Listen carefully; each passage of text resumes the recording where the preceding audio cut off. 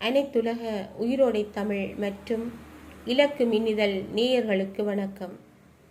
காணாமலாக்கப்பட்ட தமிழ் பிள்ளைகளின் தாய்மார்களின் குரலற்றவர்கள் குரலாக பல அமைப்புகள் ஊடாக ஐக்கிய நாடுகள் சபை மற்றும் சர்வதேச மனித உரிமைகள் மன்றம் வரை ஓங்கி ஒலித்த ஒரு குரல் தம்பித்துரை முத்துக்குமாரசாமி. இன்று அவருடைய இரங்கல் நிகழ்வையொட்டி வவுனியா காணாமலாக்கப்பட்ட சங்கத்தின் சார்பாக நடந்தேறிய இந்த நிகழ்வில் அதன் செயலாளர் கோவண்ணா ராஜ்குமார் வழங்கிய செவ்வியை உங்களோடு இணைத்துக் கொள்கின்றோம். ராஜ்குமார் டி. குமார் எங்களால் பேச முடியாத போது எங்கள் குரலை எடுத்துச் சென்றவர். நினைவு அறிக்கை வவுனியாவில் காணாமலாக்கப்பட்டோரின் தாய்மார்கள். காணாமலாக்கப்பட்ட தமிழ் பிள்ளைகளின் தாய்மாராகிய நாங்கள் வவுனியாவில் உள்ள ஏனையின் வீதியில் 3263 நாட்களுக்கு மேலாக எமது தொடர்ச்சியான சுழற்சி முறையிலான உண்ணாவிரத போராட்டத்தை நடத்தி வருகிறோம். 1,46,000க்கு மேற்பட்ட தமிழர்கள் கொல்லப்பட்டதற்கும் 30,000க்கும் மேற்பட்ட காணாமலாக்கப்பட்டவருக்கும் நீதி வேண்டி நாங்கள் இன்று அமெரிக்காவையும் ஐரோப்பிய ஒன்றியத்தையும் எதிர்பார்த்து காத்திருக்கிறோம்.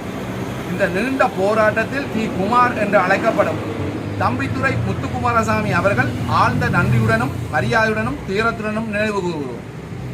48 இலங்கை சுதந்திரம் பெற்றதிலிருந்து தமிழ் அரசியல் முயற்சிகள் தொடர்ச்சியான தோல்விகளுக்கு மத்தியில் டி. குமார் தமிழ் அரசியல் தலைமைத்துவத்தின் 2ஆம் தலைமுறையின் ஒரு முக்கிய ஆளுமையாக உருவெடுத்தார். முறிந்து போன வாக்குறுதிகளும் பாராளுமன்ற அரசியலின் மாயைக்கும் அப்பால் அவர் மனித உரிமைகள், சர்வதேச சட்டம் மற்றும் பொறுப்பு கூறல் ஆகியவற்றை தமிழ் மக்களின் போராட்டத்தின் மையத்தில் வைத்தார். அம்னெஸ்டி இன்டர்நேஷனல் அங்கீகரிக்கப்பட்ட ஒரு அரசியல் கைதியாகவும் மனச்சாட்சிக்கு கட்டுப்பட்ட கைதியாகவும் டி. குமார் துன்பத்துக்கு ஒரு கோட்பாடாக அல்லாமல் ஒரு நேரடி யதார்த்தமாக அனுபவித்தார்.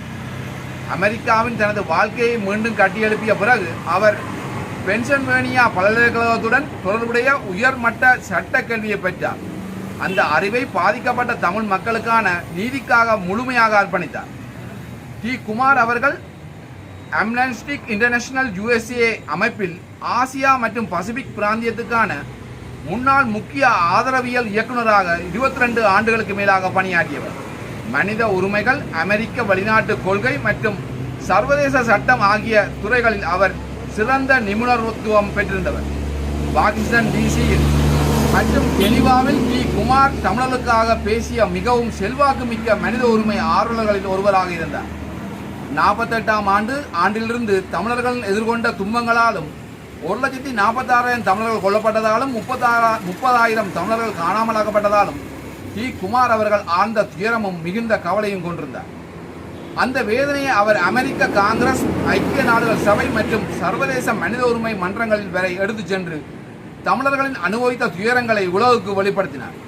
77ஆம் ஆண்டு நடந்த இனக்கலவரத்தின் போது கொழும்பில் அமைக்கப்பட்ட அகதி முகாம்களில் தங்க வைக்கப்பட்டிருந்த தமிழர்களை லங்கா ராணி என்ற பயண கப்பல் மூலம் தமிழ் தாயகமான வடக்கு கிழக்கு செல்ல டி. குமார் அவர்கள் முக்கிய பங்காற்றினார். 83ஆம் ஆண்டு ஜூலை கலவரத்தின் போது அவர் அமெரிக்காவின் பாஸ்டன் நகரில் இருந்தபோதும் அகதி முகாம்களில் பணியாற்றிய தன்னார்வலர்களுக்கு வழிகாட்டி பல தமிழர்களை பாதுகாப்பாக தங்கள் தாயகத்தை அடைய உதவினார். 2012ஆம் ஆண்டில் திரு சம்பந்தனும் அவரது சகாக்களும் இலங்கையின் LLRC செயல்முறைக்கு அமெரிக்க அதிகாரிகளின் ஆதரவை தேடி அமெரிக்காவுக்கு வந்தபோது டி. குமார் தெளிவாக கூறினார், உள்நாட்டு விசாரணைகள் பாதிக்கப்பட்டவருக்கு நீதியை வழங்காது, ஒரு சர்வதேச விசாரணை அவசியம் என்றார். இன்றைய அவர் வரலாறு அவரது எச்சரிக்கை உண்மை என நிரூபித்துள்ளது. டி. குமார் சர்வதேச மேற்பார்வையின் கீழ் நடத்தப்படும் ஒரு சுயநிர்ணய வாக்கெடுப்பு மட்டுமே தமிழ் மக்களின் எதிர்காலத்தை தீர்மானிப்பதற்கான ஜனநாயக வழி என்று ஆழமாக நம்பினார். மேலும் அதற்காக தனது வாழ்நாள் முழுவதும் போராடினார். செம்மணி உட்பட பல இடங்களில் உள்ள மனித புதைகுழிகளுக்கான நீதியின் அவசியம் குறித்து உண்மை இல்லாத அமைதி ஒரு அநீதி என்பதை டி. குமார் உலகுக்கு தொடர்ச்சியாக நினைவூட்டினார். அவர் புகழை தேடவில்லை, அவர் அமைதியை சேவை செய்தார். அவர் பணிவும் தலைமை தாங்கினார். குரலற்ற மக்களுடன் அவர் உறுதியாக நின்றார். பாதிக்கப்பட்ட தமிழ் மக்களுக்கும் அவர் குடும்பங்களுக்கும் டி. குமார் ஒரு வழக்கறிஞர் மட்டுமல்ல, ஒரு சாட்சி, ஒரு தோழன். நாங்கள் பேச முடியாத போது எங்கள் குரலை எடுத்துச் சென்ற ஒரு மனிதர். வவுனியாவில் இரவும் பகலும் அமர்ந்து உலகை பார்த்து எங்கள் பிள்ளைகள் எங்கே என்று கேட்ட தாய்மார்களின் கேள்வி ஒருபோதும் மறக்கப்படாமல் இருப்பதை டி. குமார் உறுதி செய்தார். அவரது ஆத்மா சாந்தியடையட்டும்.